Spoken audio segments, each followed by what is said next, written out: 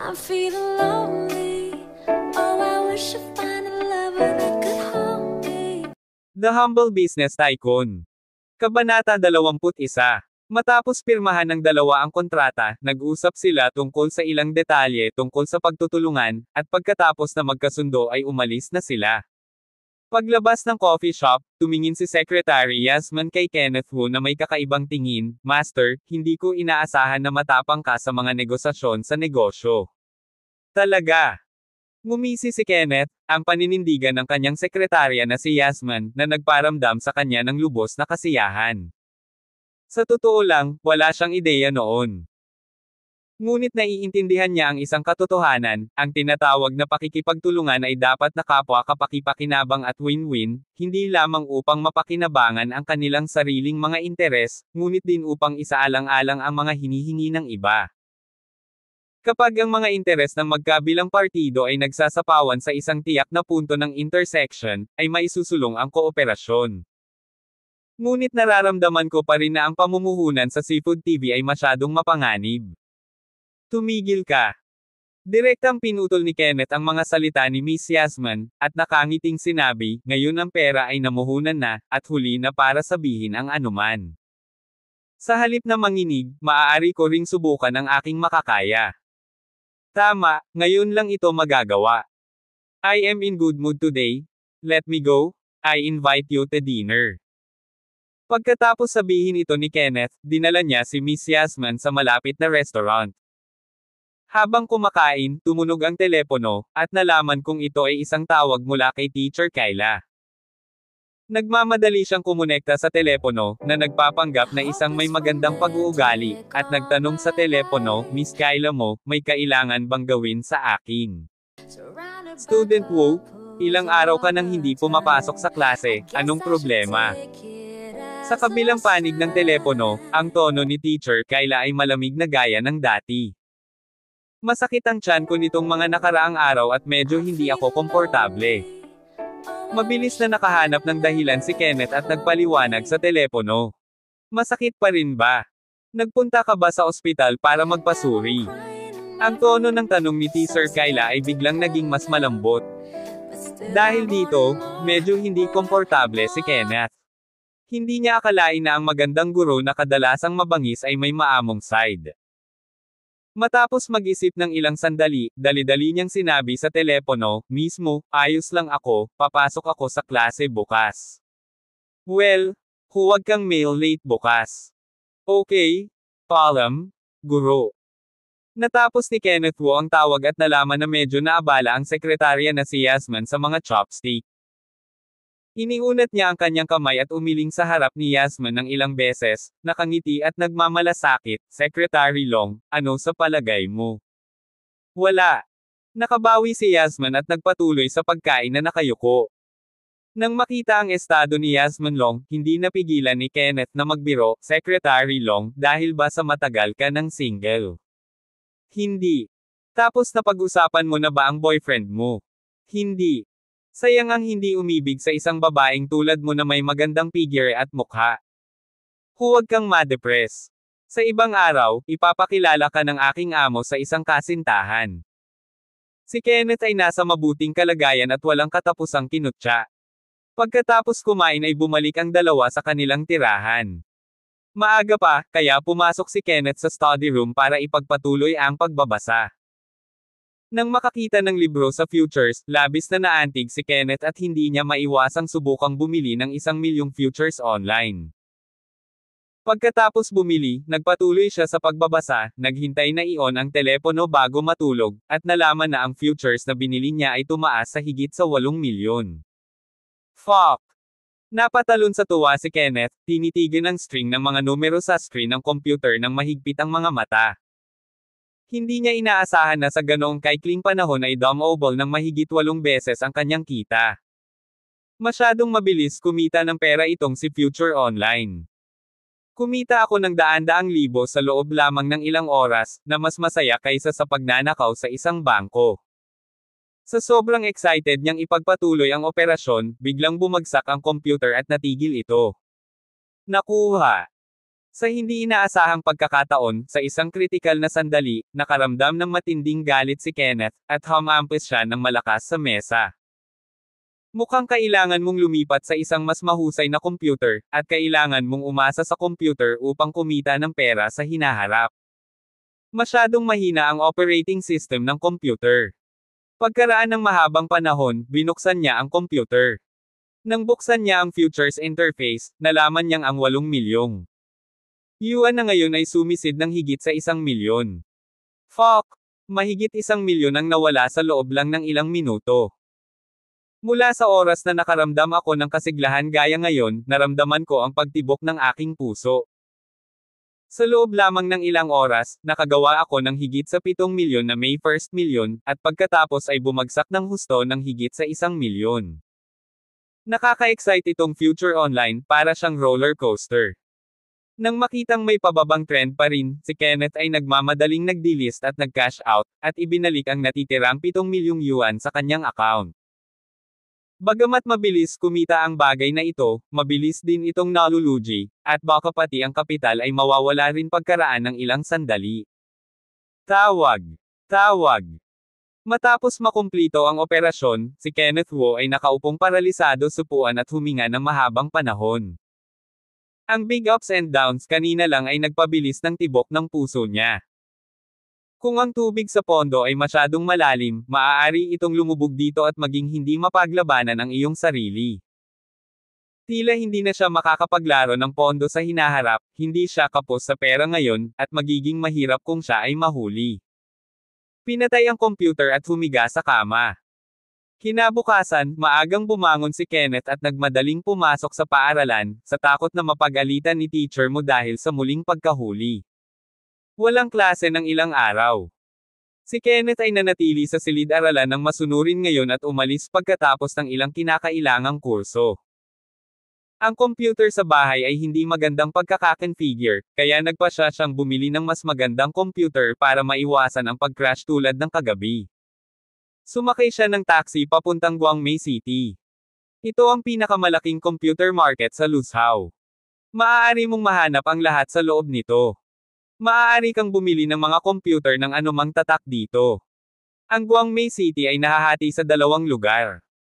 Ang Area A ay isang concentrated area ng mga high-end na computer, habang ang mga computer sa Area B ay medyo mahirap, at lahat ay mga ordinaryong computer sa bahay. Naglakad-lakad si Kenneth Wu sa Area B, pakiramdam niya ay masyadong mahina ang mga computer sa loob, kaya pumunta na lang siya sa Area A. Narito ang lahat ng high-end na brand ng mga computer, ang pinakamer ay higit sa 10,000, at mayroong 10,000 o kahit daan-daang libong mas mahuhusay na workstation. Si Kenneth ay lubos na nasisiyahan sa mga computer na ito, ngunit walang nag-aalaga sa kanya pagkatapos ng mahabang panahon dito, at siya ay ganap na itinuring bilang hangin ng mga boss sa counter. Tita, gusto kong bumili ng mas magandang computer. Lumapit si Kenneth at nakangiting sinabi sa isa sa mga may-ari ng counter. Gusto mo bang bumili ng magandang computer? Ang nasa salungguhit katanghaliang gulang na babae ay sumulyap kay Kenneth na may ganoong uri ng pagsisiyasat, ang kanyang mga mata ay puno ng paghamak at paghamak. Oo. Tumango si Kenneth at ngumiti, maaari ka bang magrekomenda ng isa sa akin? Nakikita mo ba ang tapat ng Area B? Napakamura ng mga computer doon at mas bagay sa'yo. Itinuro ng medyo may edad na babae ng tapat at sarkastikong sinabi. Pagkasabi nito ay nagsimula na siyang maging abala, tamad na alagaan ang kawawang mahirap sa kanyang harapan na walang pera. Nang makita ang auntie dog na nakatingin sa mga tao, mapait na. Ngumiti si Kenneth at umiling, nang hindi nagsasalita, tumalikod at naglakad patungo sa tapat ng counter. Pagkaraan ng ilang hakbang, narinig ko ang isang sigaw mula sa aking tainga. Kenneth Wu. Paglingon niya at pagtingin, nakita niya ang isang lalaki na nakatayo sa likod ng computer counter sa tapat, nakangiting medyo malakas sa kanya. Trade. Ang lalaking ito ay walang iba, kundi ang kaklase niyang si Patrick noong high school. Sa tabi ni Patrick ay nakatayo ang isang magandang babae, ang girlfriend niyang si Chelsea Lee, nakausap niya noong high school, na may makapal na make-up sa mukha. Nagsusuot siya ng ginto at pilak para maging amo. Nang makita ang pares ng lalaki at babae na ito, hindi komportable si Kenneth na may karayom sa kanyang puso, at ang kanyang kalooban ay agad na naging depressed. Sa totoo lang, hindi niya akalain na dito niya makikita ang ex-girlfriend niya noong high school. Nang makita ang pamilyar na batang babae sa kanyang harapan, ang kanyang mga pag-iisip ay lumundag, at ang mga alaala ng nakaraan ay pumasok sa isip niya. Kabanata 22. Sa oras na iyon, siya at si Chelsea Lee ay nagkakasundo, at ang dalawang lalaki ay may talento at maganda, at sila ay magkasundo. Maraming estudyante ang naiinggit. Sa kasamaang palad, ang relasyon na ito ay hindi tumagal, at sa huli ay nawala sa pera. Matapos magkaayos ng wala pang kalahating taon, nagsimulang hindi magustuhan ni Chelsea si Kenneth at bumaling sa mga bisig ng mayamang si Patrick. Pagkaraang makapagtapos ng high school, hindi nagkolehiyo sina Chelsea at Patrick, bagkus nagpakasal sila at pumasok sa palasyo ng kasal. Nasa negosyo ang mga magulang ni Patrick at maayos ang kalagayan ng pamilya. Matapos ikasal ang dalawa, umupo ang kanilang mga magulang ng counter sa District A ng Guangmei City para magbenta ng mga high-end na computer. Oh, hindi ba ito si Kenneth Wu? Sinulyapan ni Patrick si Kenneth na may hitsura ng mga hayop na nakatingin sa kanya, at sinabing may panunuya, nabalitaan ko na nasa unibersidad ka sa Universidad ng Teknolohiya. Oo. Tumango si Kenneth, nang makitang muli ang dalawa ngayon ay naging mabigat pa rin ang pakiramdam niya at hindi niya magawang bumitaw. Noon, sinsero siya kay Chelsea, ngunit hindi niya inaasahan na sa huli ay aagawin siya ni Patrick, na siyang tumama sa kanya lalo na ng masakit. Sa oras na iyon, lihim akong nanumpa sa aking puso na dapat kong palakasin ang aking sarili, nang sa gayon ay pinagsisihan ni Chelsea ang pagtalikod sa kanya. May plano ka pang papasok sa kolehiyo, tingnan mo, ano ang pinagkaiba ng pagiging pulubi mo ngayon. Walang awang umatake si Patrick. Pagkatapos ng ilang salita, hindi ko maiwasang magpakitang gilas, tignan mo nga, hindi ako nakapag-college, at ako pa rin ang amo ngayon. Nakita mo ba na ang counter na ito'y nirentahan namin ni Chelsea? Ang lugar na ito ay inuupahan ng 1 taon. Nagkakahalaga ito ng 10,000 Talaga. Malamig na ngumiti si Kenneth, nakaramdam siya ng kaunting sakit sa mukha. Alam mo ba ang tubo ng counter ko? Sasabihin ko para matakot ka. Hinailan ni Patrick ang kanyang neckline at ipinagmamalaki ang kanyang ulo, ang aking counter ay kumikita ng higit sa 200,000 yuan sa 1 taon. Tingnan mo ulit, natatakot akong hindi mo kikitain ang 200,000 ito sa loob ng 3 taon. Sa madaling salita, ako lang ang karapat-dapat kay Miss Chelsea. Iniunat ng outline ang kanyang braso sa sanga ng baywang ni Chelsea, noong mga panahon na iyon, kung sinundan ka ni Chelsea, natatakot ako na hangin lang ang maiinom niya, hahaha. Ngumisi si Patrick at tumawa ng marahan. Sa tabi niya, binigyan ni Chelsea Lee si Kenneth ng nakakainis na tingin, at pagkatapos ay ngumisi, napakatanga ko noon, paano ako mai-inlove sa iyo ng ganito. Napakamot si Kenneth sa mga sulok ng kanyang bibig, at ang kanyang puso ay parang hindi komportable na parang hiwa ng kutsilyo. Ito ang babaeng minsan niyang nagustuhan, isang makasarili at makasarili na babae na hayagang nakakakita ng pera. Tama si Patrick. Buti na lang at hindi kita nakausap noon, kung hindi, hindi ko alam kung paano. Ngumisi si Chelsea, ang kanyang mga mata ay puno ng paghamak. Lalo na nang makita niya si Kenneth Wu na nakasuot ng stole ng damit, inip na inip siya, at nahiya siyang magsabi ng ilang salita sa ganitong uri ng batang lalaki. Kenneth, narito ka ba para bumili ng computer? Hindi napigil ang magtanong ni Patrick pagkatapos ng pangungutya. Tama. Tumango si Wu Tian. Then you can go to wrong place. This is Zone A. All high-end computers are sold. Kung gusto mong bumili ng computer, pumunta ka sa Zone B, kung saan mas mura ang mga computer. Iniunat ni Patrick ang kanyang daliri sa tapat ng Guangmei City at nakangiting sinabi. Hindi ko kailangan ng mura, gusto kong bumili ng magandang computer. Kung hindi dahil sa pagiging magkaklase, hindi magsasawang magsalita si Kenneth. Makakabili ka ba ng magandang computer? Siyempre. Tingnan mo itong computer, ang Fruit computer ang pinakamataas, 15,000, ang dami mo bang pera? Itinuro ni Patrick ang isa sa mga computer sa counter na pabigla-bigla.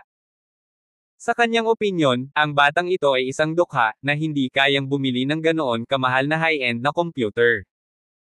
Hindi man lang makabili ng damit, kaya mo pa bang bumili ng ganitong klaseng computer? Ang computer na ito ay hindi mahal, ngunit ang pagganap ay medyo mahina. Walang interes na umiling si Kenneth. Gumawa siya ng isang espesyal na paglalakbay upang bumili ng computer sa oras na ito.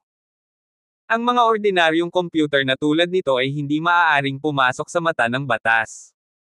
Ang kanyang mga kinakailangan ay mas mataas kaysa dito. Off! Hahaha. Tila nakarinig ng ngiti si Patrick at hindi napigil ang tumawa, maging si Chelsea Lee ay hindi napigil ang tumawa ng palihim. Matapos ang mahabang pagtawa, hindi na lang napigilan ni Patrick na mapamura, "Anak, wala ka ng ibang kakayahan, ngayon ay natuto ka ng magpanggap na napipilitan." Mas lalo pang naiinis ang mga mata ni Chelsea kay Kenneth.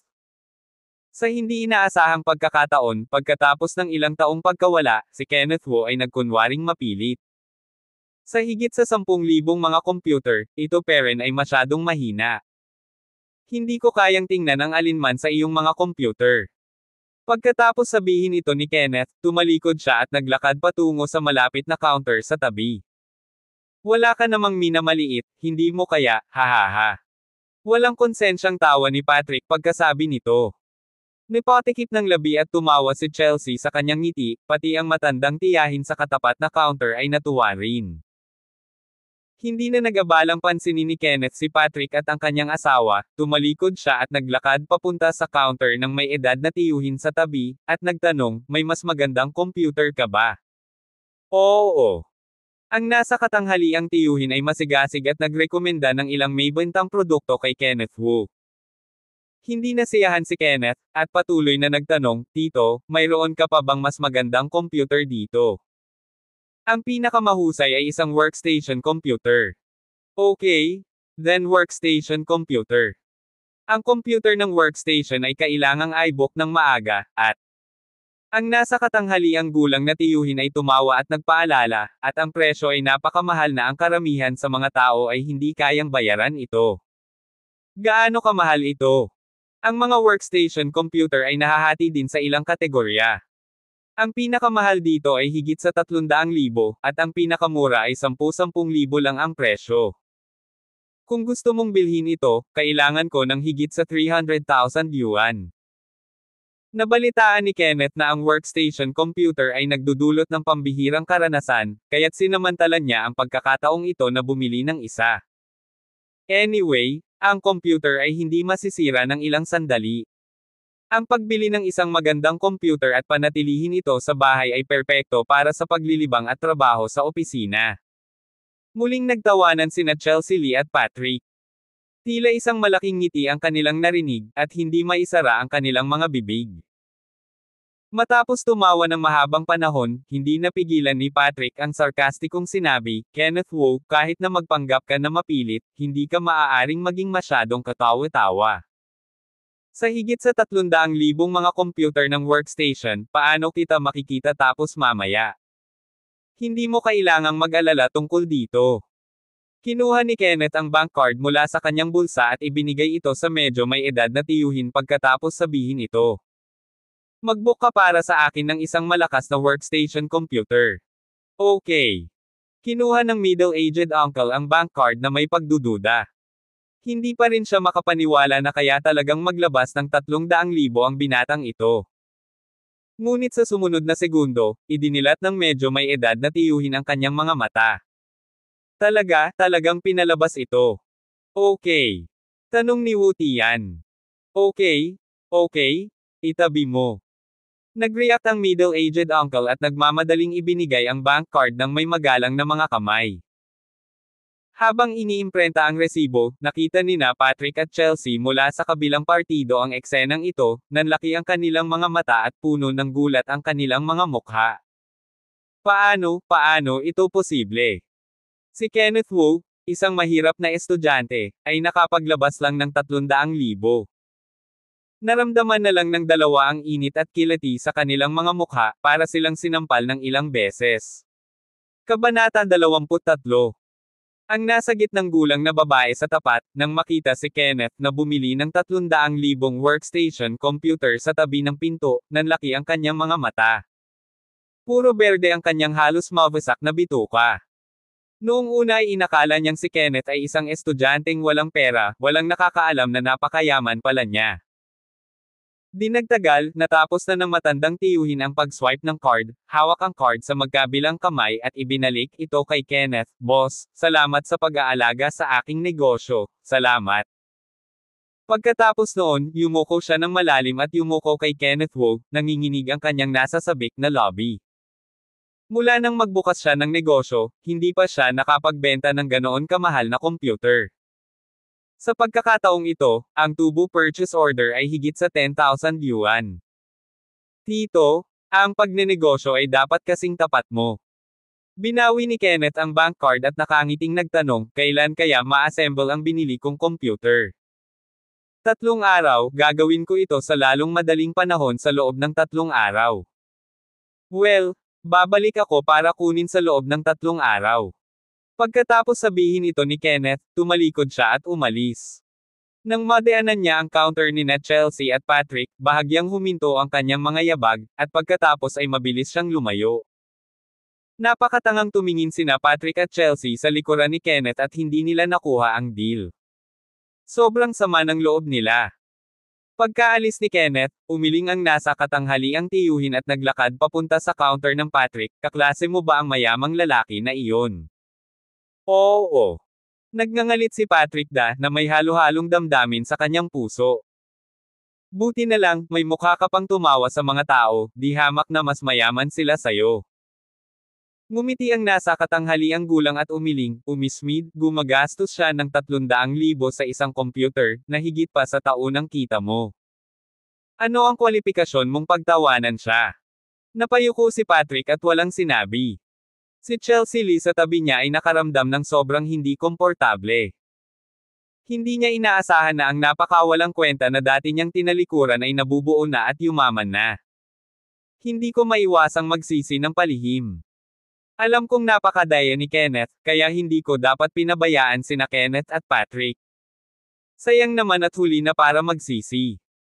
Bukod kay Kenneth, umalis siya sa Guangmei City at diretsyong bumalik sa paaralan, at nalaman niyang walang tao sa upuan ng kanyang kasama sa kwarto na si Tyler Son. Si Tyler ay hindi kailanman lumiban sa klase, bakit hindi siya dumating ngayon? Bakit wala si Tyler sa dormitoryo? Nagpatrolya si Kenneth sa silid-aralan, at sa wakas ay itinoon niya ang kanyang paningin kay Weldon Jiang. Siya. Kinapa ni Weldon ang kanyang leeg at nag-alinlangang tumugon, Tyler. Pumunta siya sa ospital. Bakit siya pumunta sa ospital? May sakit ba siya? Naging tense ang ekspresyon Kenneth at nagtanong kaagad. Ang kanyang ina ay may malubhang karamdaman at na-hospital. Nanay niya. Malubhang may sakit ang nanay niya at kailangan ng operahan, pero mukhang hindi pa sapat ang bayad sa operasyon. Napakamot nga si Weldon at nahihiyang sinabi sa akin ni Tyler Son na itago ito sa iyo. Ayaw niyang sabihin sa akin. Masyado akong may utang na salungguhit loob sa iba.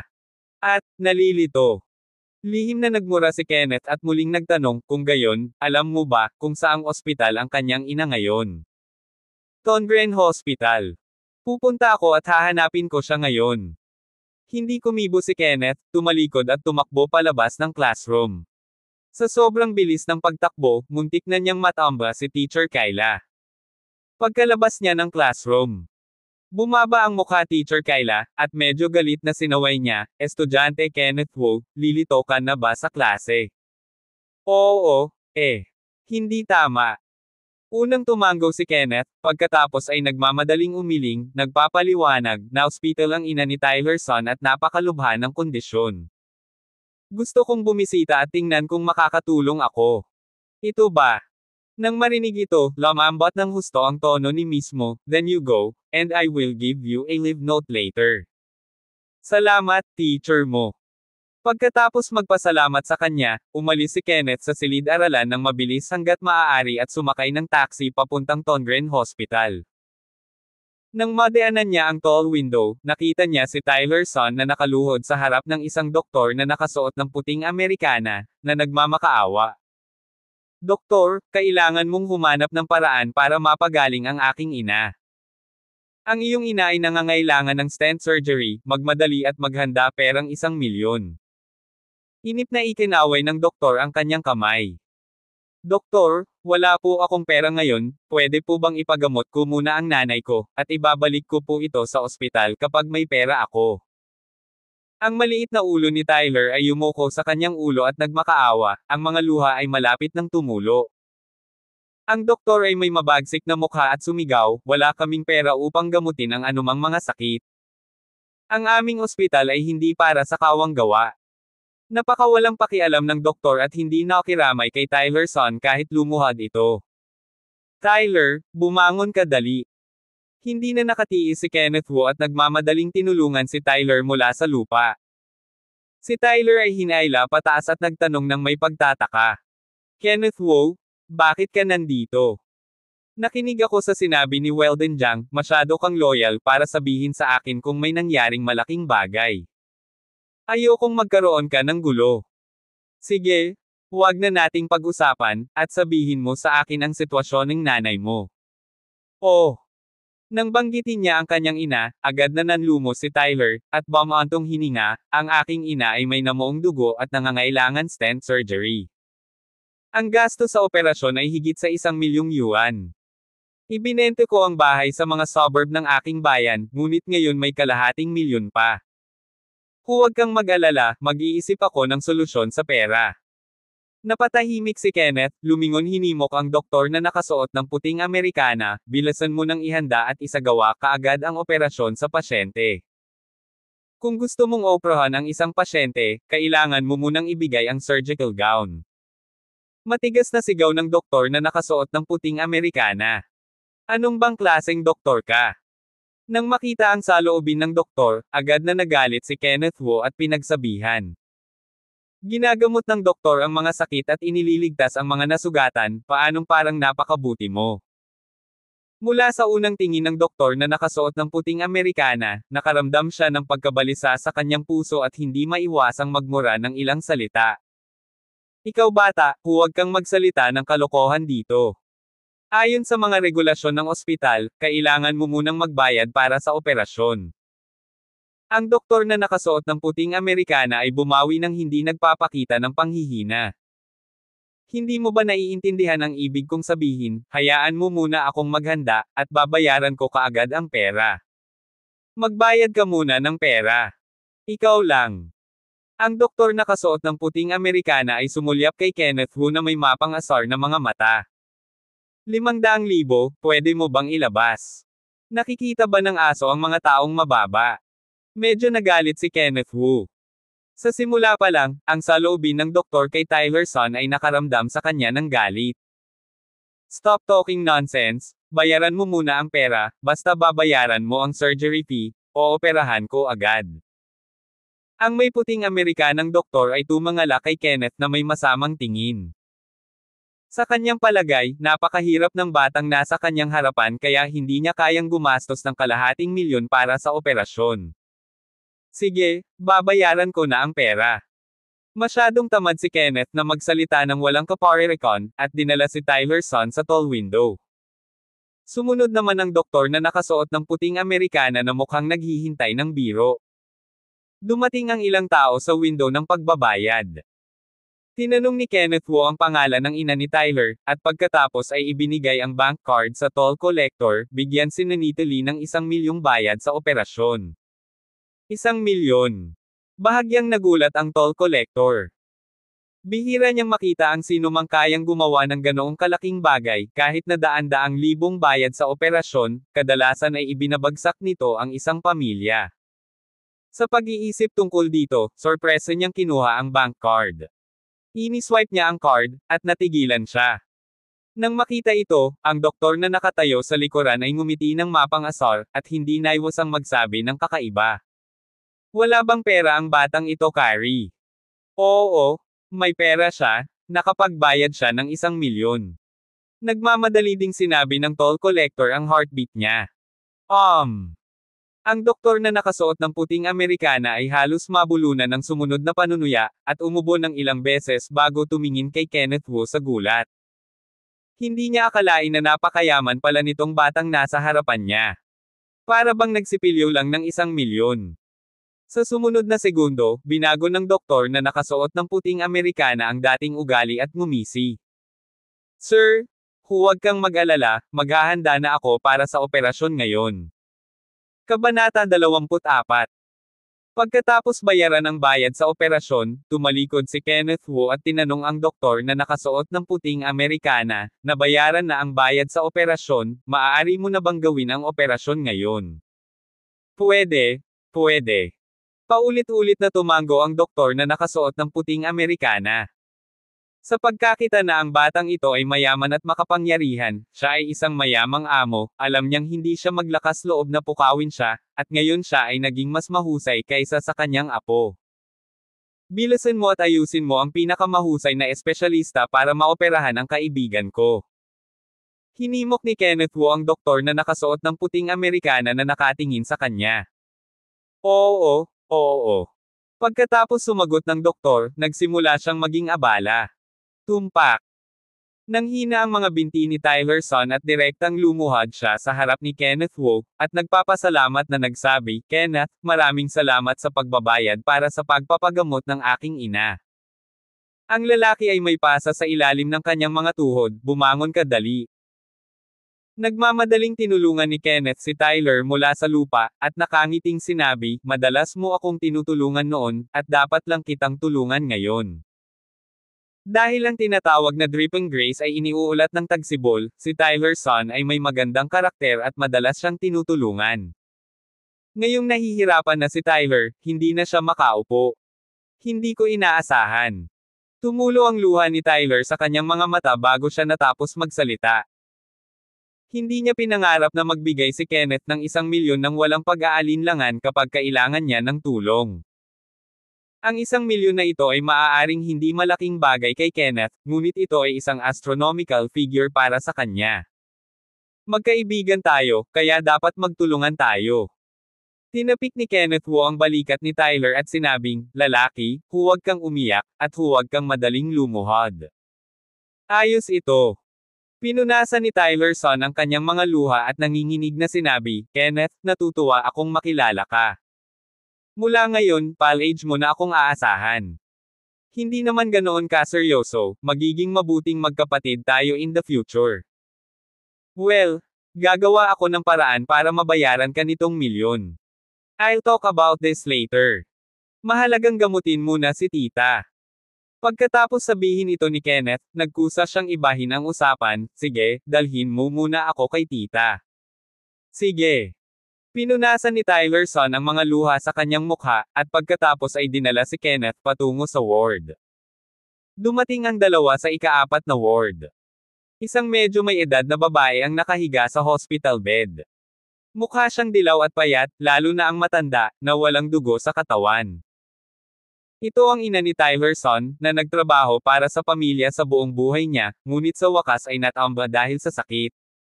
Nanay. Nagmamadaling yakapin ni Tyler Son ang braso ng kanyang ina, at tuwang-tuwang sinabi, nabayaran na namin ang bayad sa pangangasiwa ngayon, at malapit ka nang maoperahan. Nabalitaan ko na ang bayad sa operasyon ay higit sa 1 milyong yuan. Saan ka nakakuha ng napakaraming pera? Kinakabahang tiningnan ni Tia Nanita ang anak, sabik na malaman ang pinanggalingan ng bayad sa operasyon. Higit sa 1 milyon ay hindi isang maliit na bilang, ito ay isang astronomical figure para sa isang pamilyang tulad nila. Bakit biglang kumikita si Tyler ng higit sa 1 milyong yuan? Nag-aalala siya na mali ang pinanggalingan ng pera, kaya nagmamadali siyang nagtanong. Nay, kaklase ko itong si Kenneth Wu. Itinuro ni Tyler Son si Kenneth at ipinaliwanag sa kanyang ina, pinahiram niya ako ng 1 milyon para isagawa ang operasyon para sa iyo. Nang marinig ito, agad na natuwa si Tia Nanita, at tumulo ang mga luha mula sa kanyang mga mata na parang tubig sa bukal. Anak, salamat sa pagtulong mo sa amin. Kinaladkad ni Tia Nanita ang kanyang mahinang katawan para bumangon mula sa kama ng ospital, na gustong ipahayag ang kanyang pasasalamat kay Kenneth. Marahil ay masyadong nanghina ang katawan, at dahil dito, bumagsak siya ng husto sa kama bago bumangon. Tita, mahina pa ang katawan mo, huwag kang gagalaw. Nagmamadaling humakbang si Kenneth at idiniin ang katawan ng kanyang ina, sinenyasan siyang humiga at huwag kumilos. Anak. Mahigpit na hinawakan ng tiya ang braso ni Kenneth, at sinabing may pasasalamat, ikaw talaga ang benefactor ng pamilya namin, salamat tita. Napakahusay ng pakikitungo sa akin ni Tyler noon at madalas niya akong tinulungan, ngunit ngayon ako naman ang may kakayahan, dapat kitang tulungan. Ngumiti si Kenneth Wu. Nang marinig ito, lalo pang umiyak si Tia, mapalad talaga si Tyler na magkaroon ng kaibigang tulad mo. Ang magkakaibigan ay dapat magtulungan sa oras ng kahirapan. Tyler, kailangan mong tandaan na si Kenneth Wu ang dakilang benefactor ng pamilya natin, at dapat natin siyang gantihan ng maayos sa hinaharap. Lumingon ang tiya at sinabi sa kanyang anak. Alam ko. Masiglang tumango si Tyler. Sige po tita, magpahinga po kayo ng mabuti at kapag inayos na po ng doktor ang operasyon para sa inyo, magkikita pa naman tayo sa ibang araw. Natakot si Kenneth Wu na maapektuhan ang mood ng kanyang tiya at umalis sa ward pagkatapos ng simpleng paalam. Pinaalis na ni Tyler son si Kenneth sa ward, at hindi nakalimutang magpasalamat muli, Kenneth, maraming salamat sa pagkakataong ito. Huwag mo munang pag-usapan yan. Direktang sumabad si Kenneth at tinapik si Tyler son sa balikat, alagaan mong mabuti si auntie. Kung may tanong ka, tawagan mo ako anumang oras. Aalis na ako. Pagkasabi nito ay tumalikod na siya at lumabas ng ospital. On the way back to school, napadaan lang siya sa kanyang Wii restaurant. Hiniling niya sa driver ng taxi na huminto at nagpas siyang pumunta sa restaurant para tingnan ang sitwasyon. Napakainit ng negosyo sa restaurant, dumagsa ang daloy ng mga tao, maraming customer ang nakapila para sa hapunan, at ang mga waiter sa restaurant ay abala. Nang makita ang eksenang ito, lalo na natuwa si Kenneth.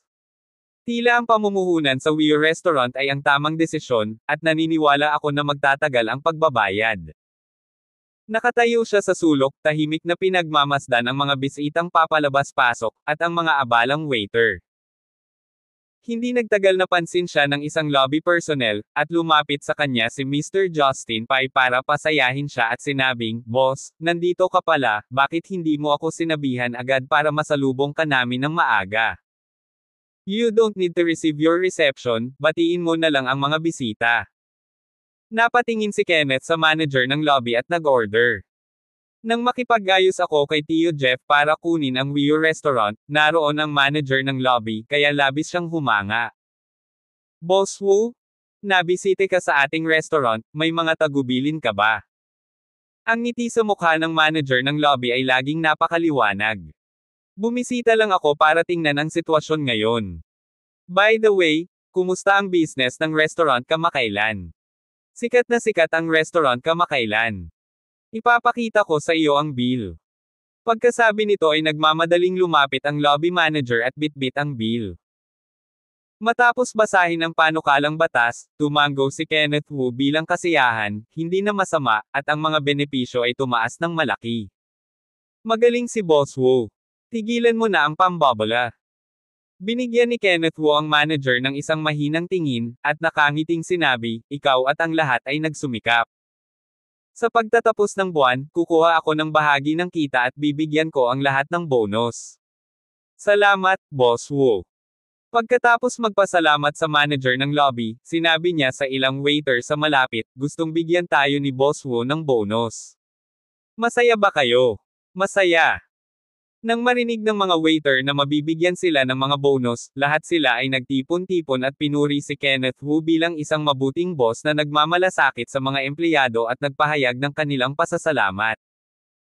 Hanggat ang bawat isa ay sumusunod sa akin at nagsusumikap, magkakaroon ng maraming mga bonus sa hinaharap, at hahayaan ko kayong makuha ang mga bonus. Sinabi ni Kenneth Wu sa lahat na may pagtaas ng moral. Ayos ito. Sabay-sabay na naghiyawan ang mga waiter, kusang nagtaas ng kamay ang lahat at nagpalakpakan, at kumukulo ang buong restaurant. Sige, bilasan mong batiin ang mga bisita, huwag kang mag-alala sa akin. Nang makitang dumarami ang pagtitipon ng mga bisita, pinaalalahanan ni Kenneth ang mga waiter. Oo. Naging abala na ang mga waiter sa kanilang mga trabaho. Ang pagkilala sa isang mabuting boss ay nagdudulot sa kanila ng motibasyon, at lahat sila ay nakakaramdam ng masigasig at motibasyon. Kabanata 25. Matapos aliwin ang waiter, ibinaling ni Kenneth ang kanyang atensyon sa manager ng lobby. Sa tingin mo ba ay kulang na kulang ang ating restaurant? Ang ating Wii restaurant ay napaka-perpekto at hindi nagkakamali. Itinaas ng manager ng lobby ang kanyang ulo ng may pagmamalaki. Sa radius na 100 milya, walang restaurant ang makakalampas sa Wii restaurant, anuman ang sukat, grado, kalidad at serbisyo nito, wala itong kalaban. Hindi tama ang pananaw mo. Direktang nagbuhos ng malamig na tubig si Kenneth, at sinabing, ayon sa aking obserbasyon, hindi masama ang serbisyo ng aming Wii restaurant, ngunit ang ugali ng waiter ay halatang hindi gaanong mapagpakumbaba. Mukhang medyo mayabang. Pagkarinig nito, hindi nakaimik ang manager ng lobby saglit. At saka, kahit gaano pa dumami ang customers, hindi dapat mabawasan ang kalidad ng mga ulam natin. Dapat consistent, understand. Manager Ming. Intindihin mo. Tumango ang manager ng lobby bilang tugon. According to my requirements, aalis muna ako. Pagkasabi nito ni Kenneth Wu, tumalikod siya at umalis sa Wii restaurant. Sa katunayan, maayos ang serbisyo at kalidad ng mga pagkain sa Wii restaurant. Nag-aalala si Kenneth Wu na baka mabigla sila, kaya medyo kumatok siya ng kaunti para paalalahanan sila. Pagbalik niya sa paaralan, nakita niya na ang silid-aralan ay partikular na masigla, at ang komite ng klase ay nagmumungkahi na mag-organisa ng hapunan para sa buong klase. Nabalitaan ko na may mga estudyanteng sobrang active sa dinner party. Siyempre, ang ilang mga mag-aaral ay nag-aatubili na lumahok. Ang dahilan ng hindi pagnanais na sumali ay napakasimple, dahil ang hapunan na ito ay AA system, at ang halaga ng isang pagkain ay 10,000 kahit na ito ay magkalat, ito ay nagkakahalaga pere ng daan-daan. Para sa mayayamang kaklase sa bahay, ang ilang daang yuan ay hindi nagkakahalaga ng pagbanggit, ngunit para sa mga mahihirap na estudyante, ang ilang daang yuan ay higit sa kalahating buwang gastusin sa pamumuhay. Sa pagkakataong ito ang hapunan ay maaaring hayaan silang kumain ng lupa sa loob ng kalahating buwan. Pumunta tayo sa Quixing Building para maghapunan. Lahat ng konsumo ay ipinatupad ng sistema ng AA. May komento ka ba? Ang komite ng klase ay nagsimulang magtanong sa lahat para sa kanilang mga opinyon. Walang opinyon. Kalahati ng mga mag-aaral ang nagpahayag ng suporta. Nagdahilan ng ibang estudyante at sinabing wala na silang oras para dumalo sa party. Sa katunayan, maraming tao ang hindi gustong sayangin ang natipid nilang pera para lang gastusin sa pamumuhay sa party. Nagkaroon ng isang magandang party, ngunit sa huli, karamihan sa mga kaklase ay hindi dumalo, at ito ay medyo malamig. Cut. Poor. Wala kang pera, kaya nag-aatubili kang gumastos ng pera para sumali sa party. Hindi napigilan ni Mr. Eric Zhao na kutsain ang mga kaklase na hindi dumalo. Ang iba pang mga mag-aaral ay naglunsad ng sunod-sunod na pag-atake. Dahil lang sa hindi dumalo ang mga kaklase na iyon, baka mas stranded ang party, na naging dahilan para hindi komportable ang lahat. Lang sandali, dalawang paksayon ang nabuo sa silid-aralan, ang paksayon ng Burgess at paksayon ng Civilian, at nagsimulang mag-away ang lahat.